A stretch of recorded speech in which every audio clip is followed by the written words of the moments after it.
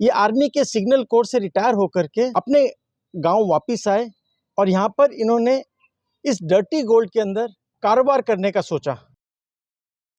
धन्यवाद मिस्टर भाटी जी, आपने टाइम दिया इंडिया हर्ट्स को। सर, सबसे पहले तो हम ये पूछना चाहेंगे कि आप जब आर्मी से आए, आर्मी की नौकरी है, अच्छी खासी नौकरी है, पैसा भी ठीक ठाक है, ऐश की नौकरी है, जब आप वहाँ से वापस आए तो आपने कबाड़ी का ही काम क्यों चूज किया? आपके पास कई करोड़ की प्रॉपर्टी है। एक्चुअली जैसे हम रिटायर मतलब वहाँ से आर्मी से आए तो यहाँ हमने देखा कि यहाँ पे औद्योगिकरण हो रहा था।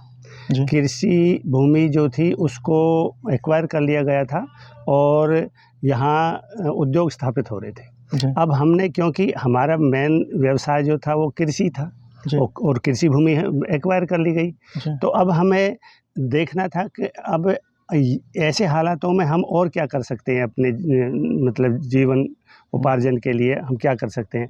तो यहाँ देखा जैसे औद्योगिकरण हो रहा था तो नेचुरली जब कोई भी उद्योग है उसमें वेस्ट भी नेचुरली निकलता ही है जब जहाँ कोई उत्पादन होता है।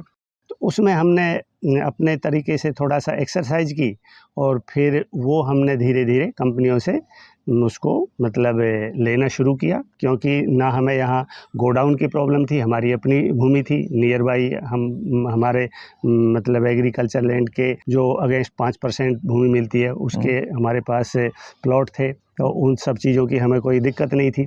तो हमने उसको जो वहाँ से जो स्क्रैप निकलता था उसको हमने अपने यहाँ स्टोर करना शुरू किया और फिर वाजिब कीमत पे जब हमें ख़रीदने के बाद अगर हमें ये लग रहा है कि इस चीज़ को स्टोर करने से कुछ टाइम बाद अच्छी वैल्यू मिल सकती है, उसको हमने स्टोर किया। जिसको हमें ये लगता था कि अभी इसको तुरंत दे देने से हमें ठीक अपना वो मिल रहा है लाभ, तो हमने उसको साथ के साथ एक तरह से ट्रेडिंग जिसे आप कह सकते हैं।